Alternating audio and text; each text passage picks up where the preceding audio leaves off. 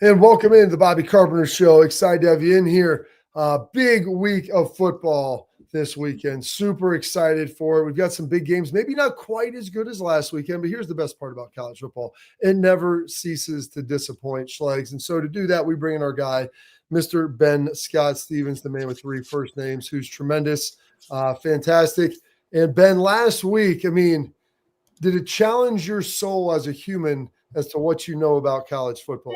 No, not at all. I thought, if anything, about college football was exactly what we could expect. Penn State and James Franklin faltering on a significant stage. An absolutely wonderful game between Alabama and Georgia. Kalen DeBoer, as a slight underdog against the Dogs, can win outright as a 14-plus point favorite. A different story.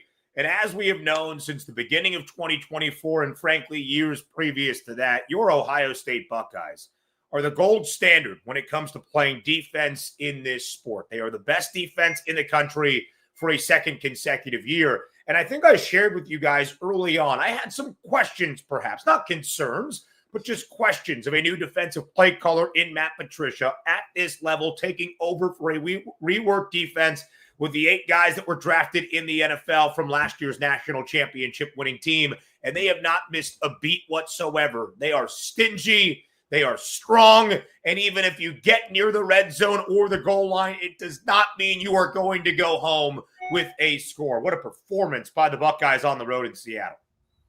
Hey, this last weekend, biggest surprise in a positive way for you through this football landscape? Yeah, I think when you look around all of the country last week, Schlegs, and some of those games that really stood out, I thought we would have to see some resolve, frankly, out of some Big Ten teams. We saw that out of Illinois. That was incredibly impressive because USC was also playing incredibly impressively, entering week number 5, and had some of the key matchup advantages in their favor for the Trojans that Indiana was able to expose the week prior in the 53-point rout. So I thought for Illinois to figure that out quickly, week over week, big noon game, 11 a.m. Central Time in Champaign, that showed a lot about the program that Brett Bielema is building. And then conversely, Indiana, a team that I think if you are going to contend for a Big Ten title and a college football playoff spot for a second straight season, the best teams find a variety of ways to win. You are not always going to rout everybody by 50-plus. You are not always going to have your A game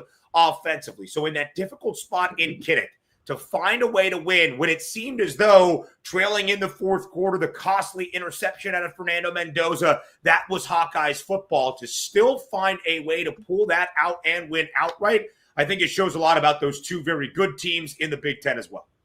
All right, let's take a walk down south. Got a number of games this week. Like I said, maybe not quite the slate that we had last week when we had a bevy of top 25, some top 10 matchups, some games like Ohio State, Washington, where one team probably should have been ranked and going to a hostile environment. A team with their back against the wall, and the Florida Gators with Billy Napier. Texas coming in 3-1. It's been kind of an up and down season for their offense while their defense has played well. This Florida just 1-3. And this seems like it could be a great opportunity. When I look at the line, it's hovering around a touchdown for an unranked team playing a team that was once number 1 in the country. That seems like it's a little bit fishy to me. Yeah, it certainly is, Bobby. And there's been so much public betting money on DraftKings on the Texas Longhorns. And yet that line has not really moved. There's a lot of sharp money, those books out in Las Vegas, that are a little bit sharper perhaps on the Florida Gators because of this spot. But I think the key matchup from a football perspective is, what are we going to see out of these offenses? And what are we going to see out of these highly touted quarterbacks in this spot on Saturday in the Swamp? Arch Manning was great against Sam Houston State, as many incompletions as passing touchdowns in his first time over 3 Bills this year. Also have 5 rushing scores in the last 3 games for Texas, but it's not been easy for Arch Manning by any means. And where Florida has been great this year is on the defensive side of the football, and they have had to be because of the onus on that defensive unit for the Gators because of how poor DJ Lagway and the offense has looked. Florida is one of 6 power conference programs entering week 6, guys, who has scored 10 touchdowns offensively or fewer. In 6 of those 10 for UF coming in the season opener against LIU, that is the FCS program out on Long Island University. It has been stagnant. It has been stale. And although Texas has not been great offensively, they are still really good defensively as well. It was one of the reasons I thought all of the hype of being the nation's #1 team entering 2025 would be founded, not just in Arch Manning, but all the returning talent on defense. And Texas is the second best scoring defense in the country. Points are at a premium. Total opened at 44.5. It has dropped by 3 already to 41 and a hook. The Gators under in 4 straight. Texas under in 3 of 4 to start 2025. I really think it's the first team to get to 24 or 28 that's going to win on Saturday in the Swamp. Oh, I guess we're just going to stay with the SEC because one that's kind of intriguing to me, and it's by the number, is this Mississippi State at Texas A&M number 6. I believe it's like 14 and a hook there, Ben. And again, Texas A&M defense playing really well, but Mississippi State overtime with Tennessee, they seem to like fit the bill. What are you taking on that in that game, especially with an over being 55? Yeah, I'm really impressed, Schlegs, by this Bulldogs team here in year number 2 in Starkville under Jeff Levy. We figured the offense would be there, and Blake Shapen has been very much in control of that Mississippi State offense. I thought Tennessee in the second half last week against the Dogs started to figure it out offensively, and some of those issues perhaps defensively for Miss State were a little bit exposed. That's going to be the key here against Marcel Reed and Le'Veon Moss, the very talented backfield of quarterback and running back pair for A&M. And I thought last week for Mike Elko was a huge step because my concern in that game for Texas A&M, I thought they would win by a touchdown at home.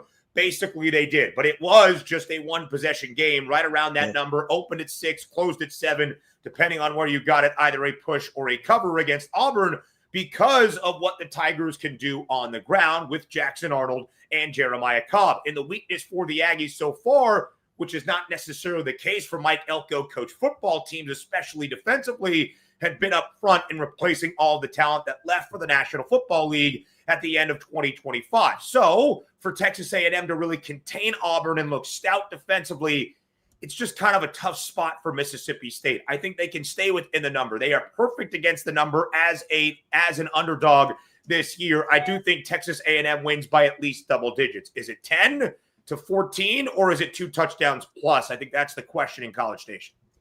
All right, I've got about a minute on this one before we got to hit a break. The Iowa State-Cincinnati game, Yes. little interesting there. Cincinnati favored. It is at home. They've played pretty well this year. Iowa State, though, undefeated, and really the class of the Big 12 thus far. Yeah, Bobby, a great game. Cincinnati is that favorite at home, but the early look-ahead line was at least a field goal in favor of the Cyclones. I'll give you a quick bet for this game, over 53.5. Most of the betting public on the under. And yet the total is working its way up. A lot of sharp money on that over as well. Why? I think we're trusting 2 quarterbacks who have performed as great as we could expect this year. Brennan Sorsby, Cincinnati's quarterback, is the highest rated QB in the country through 5 weeks on PFF. And Rocco Becht has been elite as well. I'm trusting the offenses in the quarterbacks over 53.5. Absolutely. All right, we're going to take a quick break here. We come back with Ben. We're going to get the big battle in the Sunshine State, and we're going to head to Tuscaloosa to take a look. For revenge is on the mind of the Crimson Tide. I want to tell you about our friends at FanDuel. They've got an offer you don't want to miss this NFL season. New customers can bet just $5, get $300 in bonus bets if you win. That's right. Pick a bet $5. If it wins, you unlock $300 in bonus bets to use all across the app. You can build parlays, player props, ride the live lines, whatever your style. FanDuel, they've got you covered. The NFL season is here. The only question is, are you ready to play? Visit FanDuel.com/bigplay to download the FanDuel app today and get started. Must be 21 or older and present in states where gambling is legal. For Kansas, an affiliation with the Kansas Star Casino, 18 and older and present in D.C., Kentucky, and Wyoming. First online real money wager only. $5 first deposit required. Bonus issued is non-withdrawable bonus bets, which expires 7 days after receipt. Restrictions apply. See terms at sportsbook.fanduel.com. Gambling problem? Call 1-800-GAMBLER or visit fanduel.com/RG. Call 1-888-789-777 or visit ccpg.org/chat in Connecticut or visit mdgamblinghelp.org in Maryland. Hope is here. Visit gamblinghelplinema.org or call 800-372-5050 for 24/7 support in Massachusetts or call 1-877-HOPE-NY or text HOPE-NY in New York as well. All right. More Ben Scott Stevens and some of the biggest games coming up next.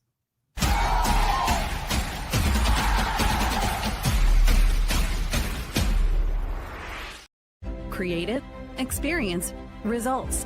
That's what drives growth. That's what builds brands. That's Lake Spur Marketing, a full-service agency built on trust, strategy, and performance, not fluff. From bold strategies to flawless execution, every campaign is rooted in smart planning and driven by clear goals. We don't chase clicks. We build partnerships. We show up, dig in, and deliver every single time. Lake Spur Marketing. The proof is in our partners.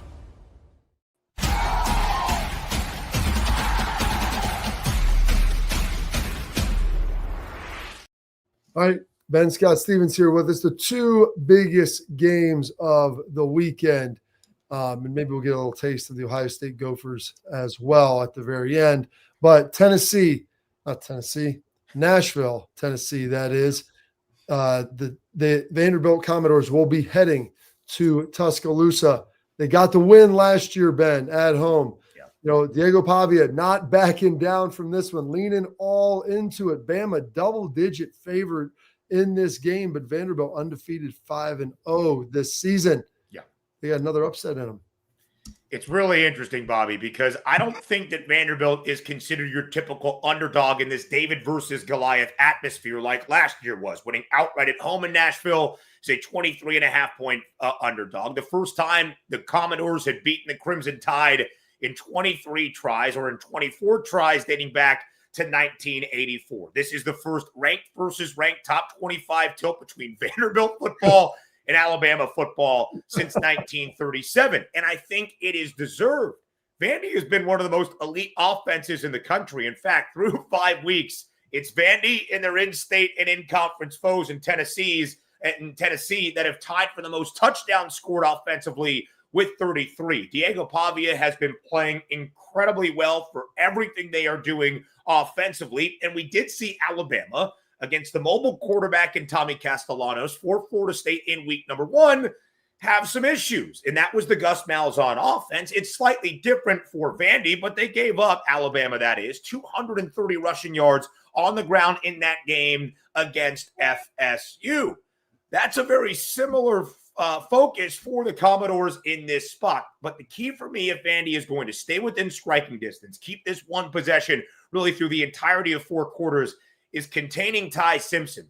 Because Vandy did allow more than 270 passing yards and 5 passing scores last week against Utah State. Loved the over in that game, and it was a high-scoring affair. The Commodores are still struggling defensively, and Ty Simpson really wasn't the issue against the Noles, but has been elite since last week on the road against Georgia, the 2 games following that against ULM, and of course against Wisconsin. Efficient, elite, and prolific. That's the matchup for me. Can Vandy's defense contain Ty Simpson? Alabama has not run the football all that effectively this year. Game number 2 for Jam Miller. If so, Vandy, who was 10-2 against the spread as an underdog since Diego Pavia arrived in Nashville at the beginning of 2024. That's the best cover percentage as a dog in FBS college football since the beginning of last year. And 7 of those 10 covers, an outright victory, also the most in FBS college football since the beginning of 2024. If Vandy can slow down Alabama's offense, they stay within the game, they stay within the number, and maybe even are within striking distance late for an outright upset. But if Ty Simpson lights them up, I'm not sure Vandy can keep pace. All right, let's go. The one that we're all anticipating, ACC matchup, number 3 Miami, number 18 Florida State at Florida State.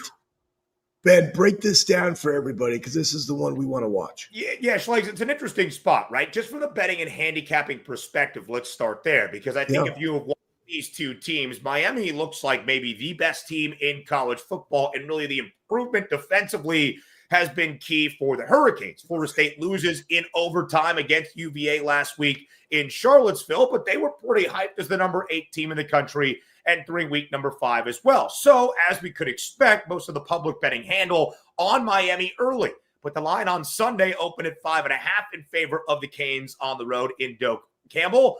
And now, despite most of that public betting handle being on the Miami side, the line has worked back to Florida State. Now just a 4.5 point spread, that total 53 and a hook. Again, It's kind of the spot like Illinois last week. They get hammered against Indiana. USC has many of the same same ability to kind of expose some of that for the Illini, and yet the line worked back to Illinois despite more than 80% of the handle being on Southern Cal. I think Florida State stays within this football game, and here is how FSU, from the football side of things, Schlegs, pulls off the upset. Can they make Carson Beck the Carson Beck of 2024 and not the Carson Beck of 2023, or the Carson Beck of the Miami Notre Dame game, who was turnover free and very in command, or the Carson Beck of the last few weeks, who has thrown 3 interceptions in the last 2. Kind of lost in the sauce last week when you lose in double OT against Virginia is the fact that Noles defense turned Chandler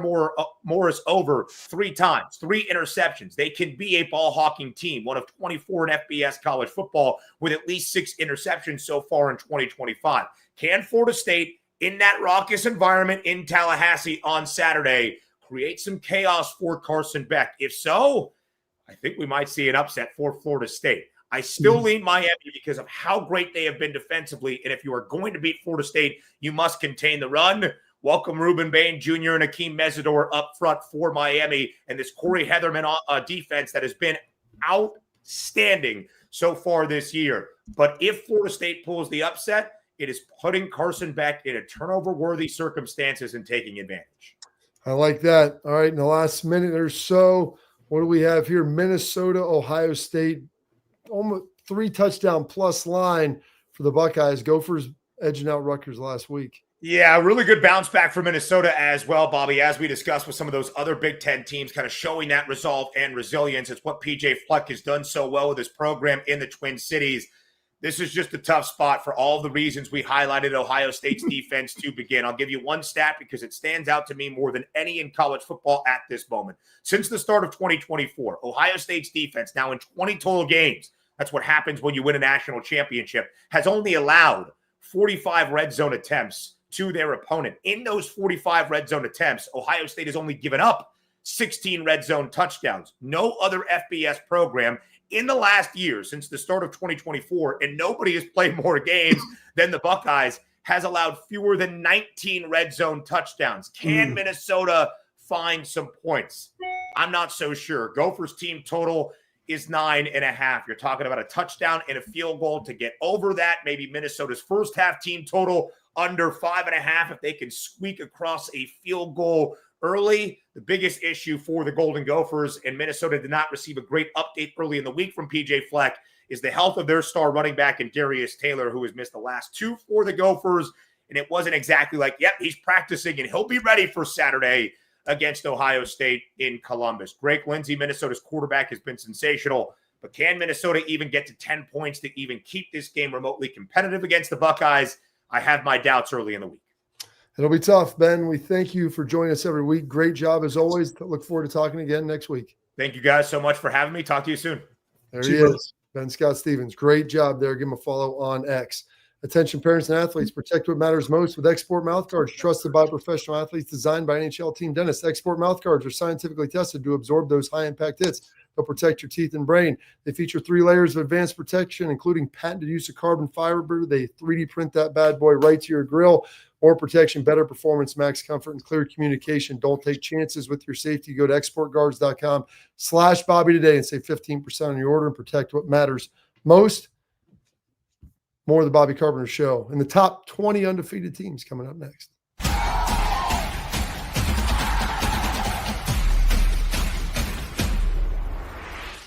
Creative, experience, results. That's what drives growth. That's what builds brands. That's Lake Spur Marketing, a full-service agency built on trust, strategy, and performance, not fluff. From bold strategies to flawless execution, every campaign is rooted in smart planning and driven by clear goals. We don't chase clicks. We build partnerships. We show up, dig in, and deliver every single time. Lake Spur Marketing. The proof is in our partners.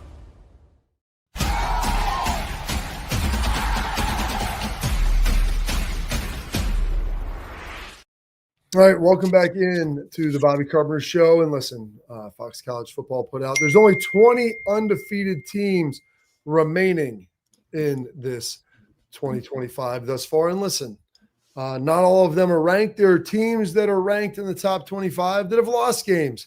There are teams that are ranked fairly high, like Penn State and Texas Schlegs, that I believe have not beaten a Power 4 opponent. So as you look at this, you see A&M. There's some surprises on here. Do any of these teams, when you realize these were the only remaining undefeated teams, did any of them surprise you? I mean, honestly, when you look at what Georgia Tech had to face early on, Georgia Tech would be one. Yeah. Not necessarily surprised by. And then again, these are undefeated right now going into week 5 that has some matchups. Texas Tech being who they are and having played Utah, we thought that game was going to be completely different, and it's not. Maryland right now. They have Houston this week. I know. Houston, which will not be an easy task. Houston 4-0 as well. That's right. About 10 points, but that is going to be a tight one, I think.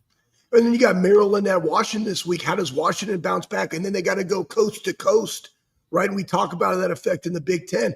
What are they going to do this week? Navy's playing Air Force this week. Rivalry game. Air Force 1-3. Come on, Bolts. How is that going to look? This Miami team. And that's the beauty of college football. And then there was 20. And then the season continues to happen. And OU, granted, they're playing Kent State this week, but they got a gauntlet coming up without their starting quarterback. So all these things are beginning to change, but Louisville is right there too. And Vandy, this is going to be a great matchup, and that's why we enjoy watching college football. Texas A&M, Mississippi State, that game is very intriguing because I really kind of like what Mississippi State is doing.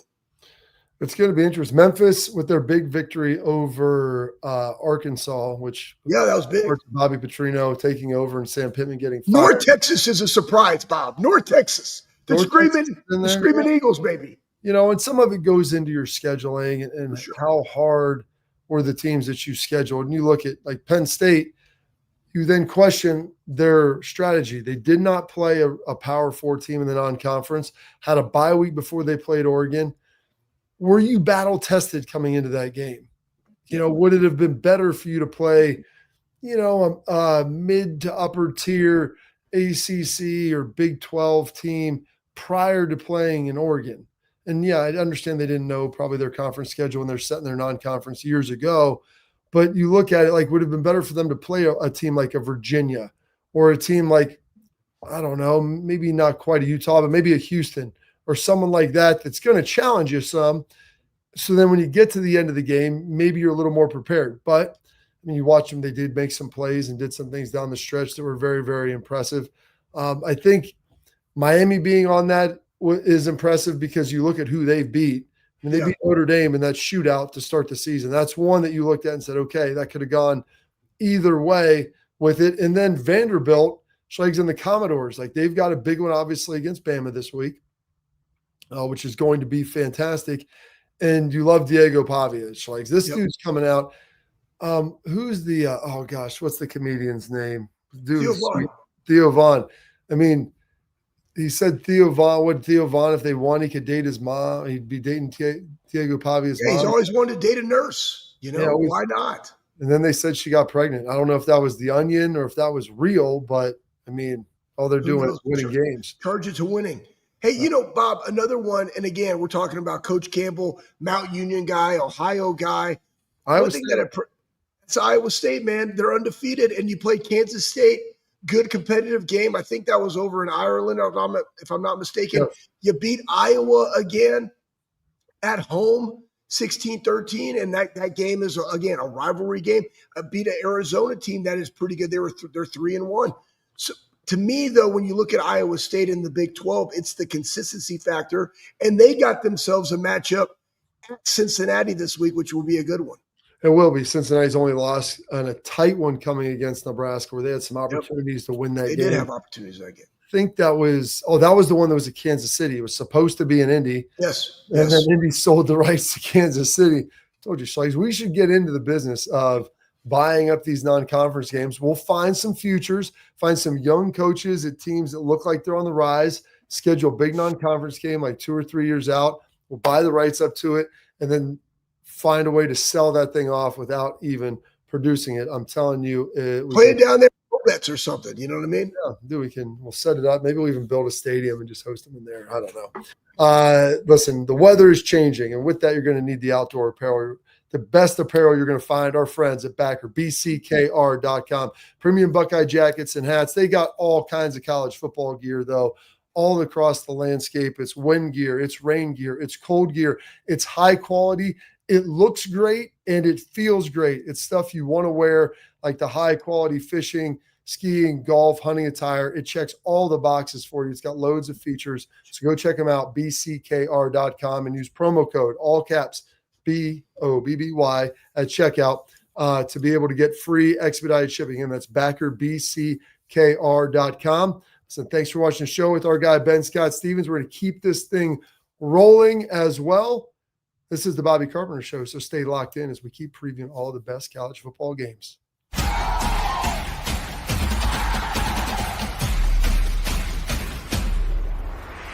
Creative, experience, results. That's what drives growth. That's what builds brands. That's Lake Spur Marketing, a full-service agency built on trust, strategy, and performance, not fluff. From bold strategies to flawless execution, every campaign is rooted in smart planning and driven by clear goals. We don't chase clicks. We build partnerships. We show up, dig in, and deliver every single time. Lake Spur Marketing. The proof is in our partners.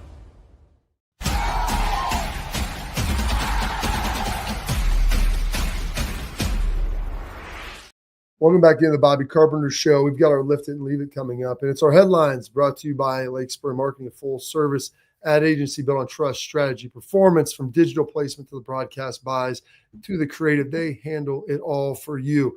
Lake Spur Marketing isn't a set-it-and-forget-it strategy. Their tactics, they're all customized to fit your needs, so they let you do what you do best, which is run your business, while the marketing, well, you leave it all to them. Lake Spur Marketing, the proof is in their partners. Visit them online at lakespurmarketing.com today. All right, Schlegs, lift it or leave it. We've got some big questions for you as we enter, I guess what it is, week 6 of the college football slate. Got some teams and buys. We're going to figure this out. Question 1. This is a very frothy one for you. The SEC will get more teams into the playoffs than the Big Ten. I'm going to leave it. I think it's going to be 4-4. It's also predicated upon what Notre Dame does. It's predicated upon the ACC, the Big 12. How do those match up? I can definitely see 4-4. A lot of these teams are going to be playing each other. Down the road, we talk about, can Oklahoma's quarterback come back for that Ole Miss matchup? I don't know. What does that look like? Heck, Texas A&M is playing Mississippi State this week. There's been a lot of attrition in that league. If you look at the Big Ten, Oregon already beat Penn State, but Indiana, I believe, plays both. Ohio State plays Penn State. Boom. We'll see what happens. And that's also what you brought up in that group of 5. And who's that going to be? It's not necessarily going to impact them, but where do they sit on that bubble, right in that top 12? And who gets left out because of that group of 5 team coming in? I'm going to say it's probably going to be 4-4. I will look at this. I mean, unless Ohio State loses more than 2, I think they're getting in for sure. Oregon, with their victory on the road against Penn State, like in a whiteout, I think they're getting in for sure. Penn State, as long as they don't lose to both Indiana and Ohio State, I think they get in for sure. Because if they're even beating Indiana. So Indiana plays both Oregon and Penn State. I think if they split, they get in. I think they could maybe lose both and potentially get in because of what they did to Illinois. But they need Illinois to keep winning. If Illinois can creep up Schlegs into that 15, 16, because they're winning games now, they got to play Ohio State and some other teams. But if they can be a team ranked in the teens, I think you feel good about that. So I think the Big Ten, I think there's a good chance they get in 4. It'll be interesting if Florida State beats Miami, then all of a sudden you have 2 one-loss teams in the ACC, and Florida State has a victory, Schlegs, over Alabama. And so Alabama's winning the SEC. So that it's going to come down to, I think the Big 12 is only getting 1. The ACC could potentially get 2, depending on how that Florida State situation works out. If Notre Dame wins out, I think in the SEC, I think you're going to get Ole Miss. I think you're going to get Bama. I think you get Georgia. The question is, can Texas win out? Where's A&M in all of this? And OU with Mateer. I think you have 3 teams kind of jockeying. I don't think you're going to get 5. And don't sleep on Missouri too. And that's the thing. There's a battle of attrition there, Bob. And remember last year in the ACC, they got 2 in. They got Clemson, who won it automatically, and they got SMU. Well, that's what I'm saying. If Florida State beats Miami, yep, then they'll be back in the mix because they already have 1 ACC loss, but they also have that victory over Alabama. So if they make it to the ACC championship game, there's a chance you would get them in as an at-large. Let's say Alabama wins the SEC. How are you going to leave, a 11-1, I guess at that point 11-2, Florida State with victories over Miami and Alabama out of there? Right. So maybe they lose to Alabama in the second one. In the conference championship, which I don't like to penalize teams for. I give you credit for the win. Missouri, they've got Alabama, they've got Vanderbilt, A&M, OU. Like they've got they got a bunch, baby. It's more manageable than some though as they go through. But we'll leave there. I'm gonna leave it because I think it's 4-4 right now. I always can change that. We'll see how teams win and if they can hang on. Second question here, Schlegs. The ACC and Big 12. They'll both be 1-bid leagues this year. No, I leave that, and I think the ACC will be 2. And it goes back to our previous conversation.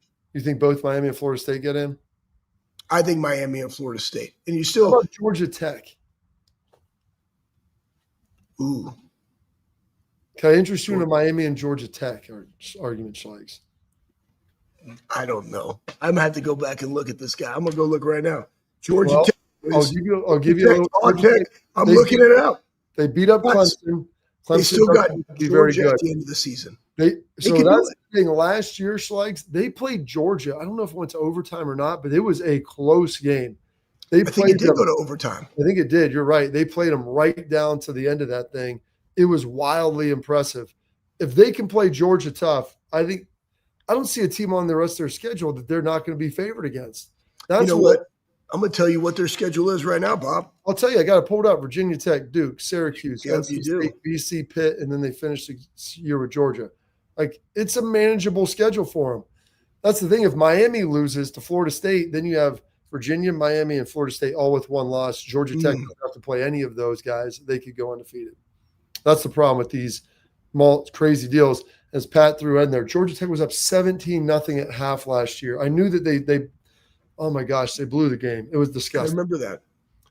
Okay. Well, okay, go ahead. We got to move on. This will be our final, most likely, Schlegs, our final one. The winner of Miami and Florida State will win the ACC. Lift it or leave it? And that's kind of an extension of our last question. Go. Taste it. How does it taste? If Florida State wins out, they win this game. They only got Florida basically at the end of the season. Miami. Neither one of them play ranked teams the rest of the year. Yeah, but Louisville, depending upon what Louisville does, they're open, and then they play Louisville. And I'm talking about the University of Miami. But then none of them play Georgia Tech. And what if that game goes down, and then who's the conference champion? That's what I'm saying. Who's in that conference championship game? If Georgia Tech wins out and they're undefeated in the ACC, they're getting one of those spots. Now, the other spot is going to probably come down to some crazy hillbilly tiebreaker, depending on do you have 3 – if it's 2 teams head-to-head, one of them's getting in. But if you have 3 teams that have all kind of circle beat each other, or maybe 2 teams have played and the third team hasn't, I don't know how those tiebreakers get down, and I'm not sure exactly how it works. And that's going to be the problem. And guess what? Virginia this week, they have Louisville, and their schedule after this is pretty manageable too. Yes. They're ranked 24th. Just throwing it out there. ACC is very average. You have like 3 teams that are pretty good. Louisville, I think, is decent. And then Clemson's okay. But after that, I mean, we'll see. Clemson might start putting something together, but they're out of the conference race. But they can always be a spoiler at this point. That's why it's tough to kind of lean in on this, because Georgia Tech doesn't play any of them. No. And so if they win out, they could probably even lose one, Schleich, because they're not going to have a head-to-head loss. And so they're probably getting in. Like, that's the issue with this. And so it's fun. I guess the question is, and I'll change this a little bit. Do you think Georgia Tech can beat Miami or Florida State in a head-to-head matchup?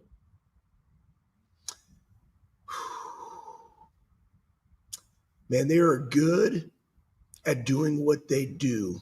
But I think here's what's impressed me they had the most. Georgia in 8 overtimes last year, Schlag. Georgia won the SEC. I know. Here's my thing.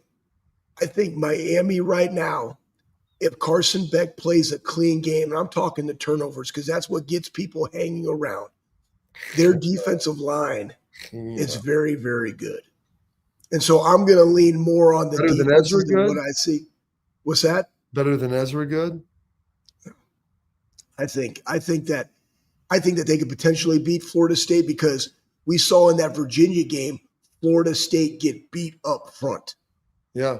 And when Miami beat a I also watched Florida Dame, State beat Alabama up front, who just took Georgia to the woodshed. So the transient property. I know, man. I don't know what to tell you. I was like, Florida State's really good up front. And then I watched Virginia take it to them. So I don't know what to think anymore. I know. And that's why you love this. That's why you love it. It's week in and week out. I'm not going to lie to you guys. It's why I'm excited about this Ohio State game this week versus Minnesota, because it's a different game this week. So they're going to want to control the ball. They're going to want to run the football, even though they don't run it very much, but they're going to have to do it through 12 personnel, quick passes. What does that look like? Try to move the chains, try to play field position, cut the possessions down, which we've already seen Ohio State do. But can you play in those type of games? Like, that's why it matters as you get into the teeth of the season. Now we're in the second quarter of the season. What do those teams start to look like? And how can they just find ways of winning games and being consistent? Absolutely. That's what I look for when I watch these. It's tough. Consistency's hard, especially when we're dealing with 18 to 22-year-olds. All right, we're done with our headlines. We might fire a couple more lift it or leave it. So we've got Tailgate Talk coming up next where we answer your questions. So stay locked in here on the Bobby Carpenter Show.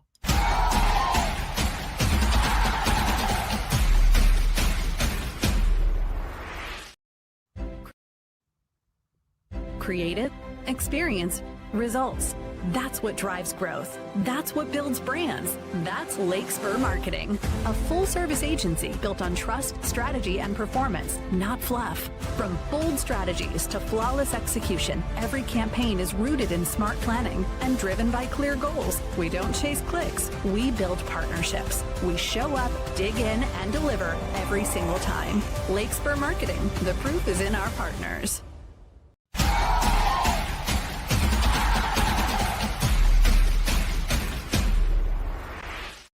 Welcome back in the Bobby Carpenter Show. We got our Tailgate Talk where we answer your questions. Maybe throw another lift it or leave it in there. Schlag's got a couple left in the holster should we need them. Great question by Emily here in our chat for the game. Do you think Penn State beats Indiana? And that was something that I would not have considered in the selection set after watching them take Iowa to the Illinois to the woodshed and then go win in Iowa City in a pretty clean game. 20-13, it's 20-15 after Mendoza runs through the end zone and maybe blows some people's covers on that and juices a little bit of lines, bad beat City. I think there's a chance. I never would have thought that prior, but with how well Indiana has played, I think Kurt Cignetti has proved it. I think this Indiana team is better than last year's Indiana team. And I worry – trying to think when that Indiana Penn State game is. If it's looks like when is that? Oh man, I don't know what week it is. I'll find it. No, it's week 11. It's week 11. It's at Penn State. It's at Penn State, which is good for them, but it's the week after the Ohio State game, which is not good. So I think there's a 50-50 chance, maybe greater, depending how Penn State. Should Ohio State beat them there if they're licking their wounds, or do they rise up and win it and get it done? But I can't sit here and definitively say that. This is much more of a toss-up, I think, than it's ever been. Yeah, and Penn State, before they play Ohio State, is on a bye after having played Iowa.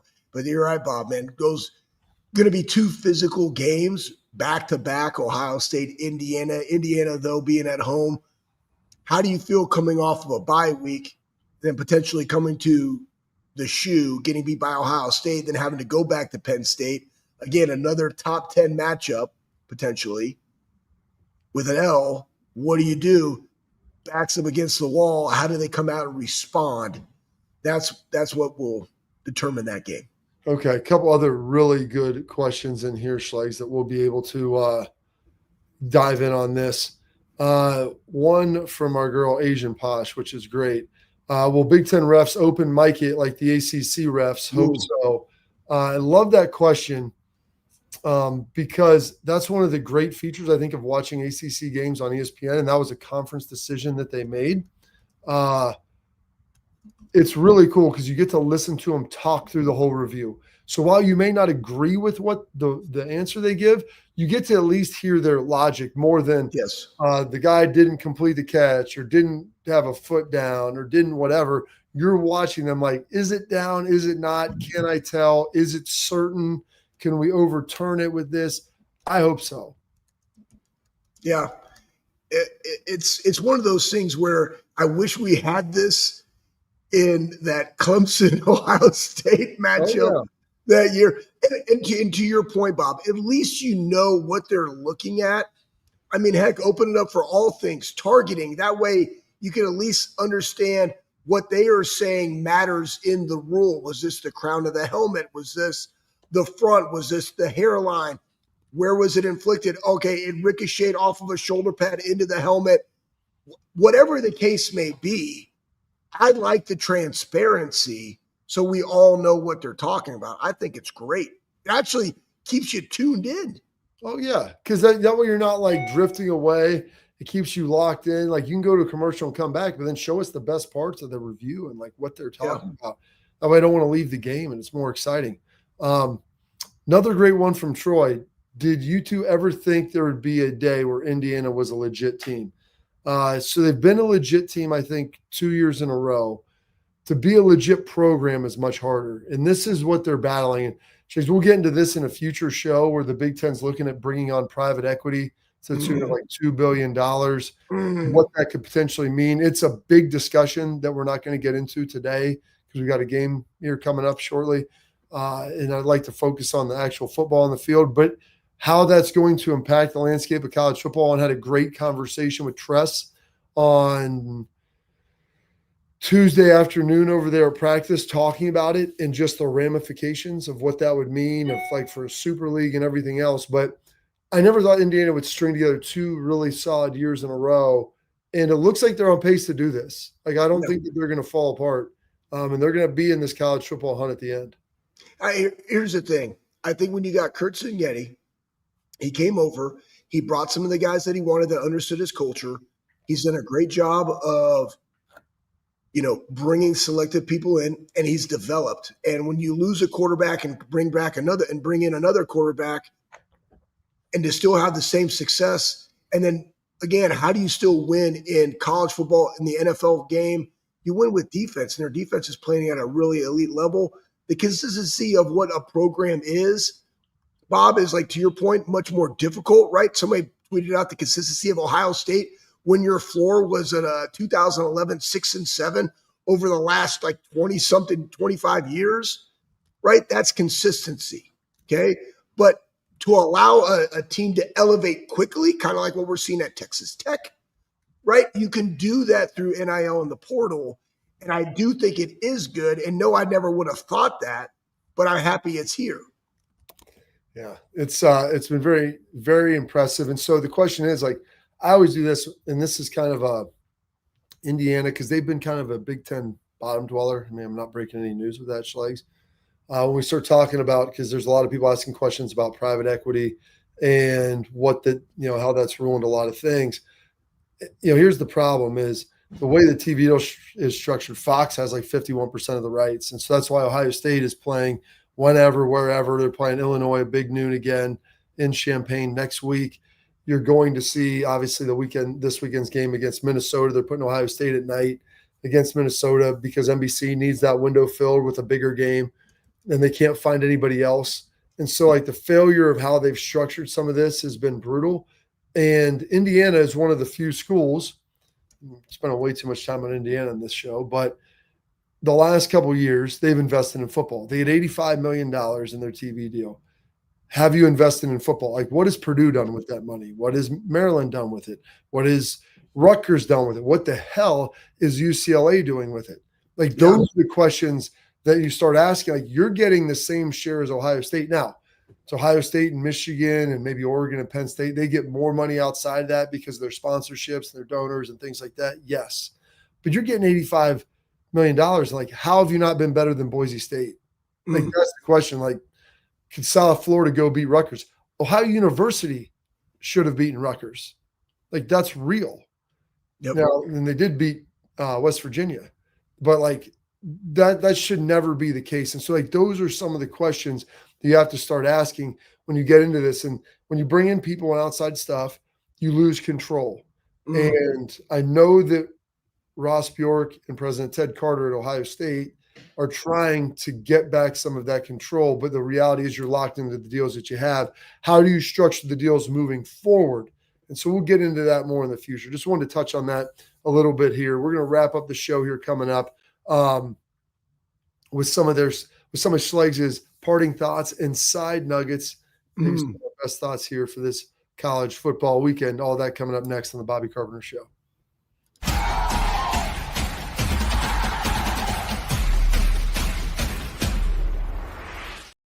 Creative, experience, results.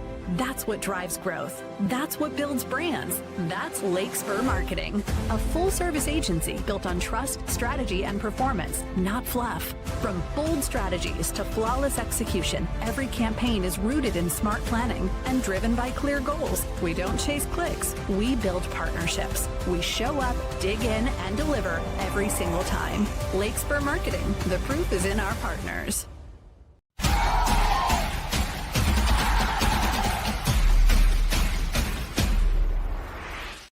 Okay, here we go, Schlegs.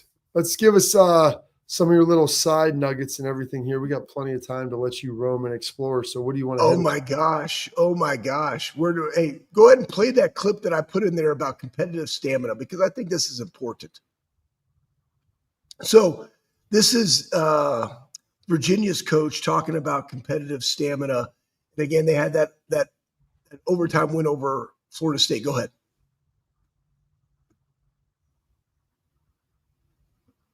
I can't hear him. I have no snare in my headphones. All right, so this was after this. I mean, competitive stamina is just competing to a standard regardless of circumstance. I mean, competitive. It's competing to the standard, Schlegs, regardless of circumstance. And go ahead. And I mean, that's essentially what it is. You know, the question is, I mean, are you willing?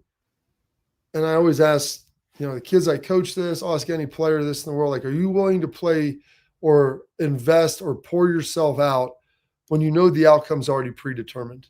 Yeah. Win or lose, are you willing to give it all? And you've heard Nick Saban get on guys about this. You can talk to your young kids about it. You see it in college football, the professional ranks, that you're getting paid. Like, your job is to play hard every play, regardless of whether or not you're up by 17 or down by 17, and whether there's 25 minutes left in the game or 25 seconds left in the game. And like, that's that competitive stamina for you to put aside the outside circumstances and just truly focus in and dive in on the moment and to give everything you've got to that specific task. Yeah. Mick on his board, it says toughness is the ability to perform at an elite level, regardless of mental, physical, emotional discomfort. And that's something that we train. The reason I wanted to bring this up is regardless of where you are within the game, and that's the beauty of college football, and just football, the game in general, is that you train 365 days a year for whether it's 7 games in junior high or 10 games in high school or 12 games in college or 17 games in the pros. Like, it's all year that you're doing it for those Wednesday, Thursday, Friday, Saturday, or Sunday moments. And that competitive stamina, regardless of what the situation is, do you continue to compete to put forth the best attitude and effort that you can 4 to 6 A to B? And so I thought that was very important. And that's something that we train at Ohio State. And it was awesome that he was able to mention it. Pat, I know we got a couple more minutes. Throw up the one about JJ, and I think this is imperative So JJ, this is CJ Donaldson talking about Jeremiah Smith. The running back, one of the starting running backs transferred in here from West Virginia, has only been in Ohio State 8 months, Schlegs? Yeah, 8 months. January, February, been here 8.5, 9 months. And so talking about JJ, who is a young guy, a sophomore, and probably the best receiver in college football, maybe one of the best players, and we'll see it in New York as well. Yeah, and he says, that alien gives us some juice, man. That guy is different. And guys, he's not alluding to his athletic ability. It's just how he handles his business. We heard Ryan Day talk about, like, hey, look at what Jeremiah does. The dude doesn't necessarily speak. He speaks with his pads. Great conversation I'm having with my youngest. How do you speak with your pads? It comes from the work that you do before you put the pads on. It's the film study. It's the weight room. It's the extra reps on the jug machine for a wide receiver. It's all of those things so that in the moment when you're down 3-0 and they bring you underneath and you go and just run and score a touchdown, you go into half 7-3, that's the juice that he's talking about, but it's consistent and it's over time. That ties right in with that competitive stamina. It's the ability to do it all game, every practice. You're the same person, whether it's on the field, off the field, in the meeting room. That is the consistency. That is the type of stamina you want. And that is a guy that just transferred in, talking about a younger guy. And again, not a captain. Leadership has no age. And it's just, to me, when we're able to bring some time to this, it's great for us to be able to articulate why that is so important in athletics. You say, Schlegs, it knows no international boundaries. It's like being gas station ready. Leadership, all the same. It's all good. It's all there. Great show today, Schlegs. Really enjoyed it. Got into some deep philosophical stuff there at the end. Really covered a lot of great stuff with Ben Scott Stevens. So big thank you. Give him a follow on X at Ben Scott Stevens with all the news and nuggets, getting you ready for the games here this weekend. Buckeyes taking on Minnesota, Schlegs. I know we're going to dive into this a lot more coming up, but I don't know if it's a trap game, but it's always interesting when a disciple of your former coach, being Jim Tressel, has that job now, coming back to coach at Ohio State with another team. I think PJ's done a really good job up there at Minnesota of like finding what their ceiling is and trying to reach it all the time. And I'll get a chance to do it one more time in the shoe at night at 8:00 on Saturday evening. It's going to be fun. It'll be fantastic. Thanks for watching today, folks. Always stay locked in right here on the Bobby Carpenter Show.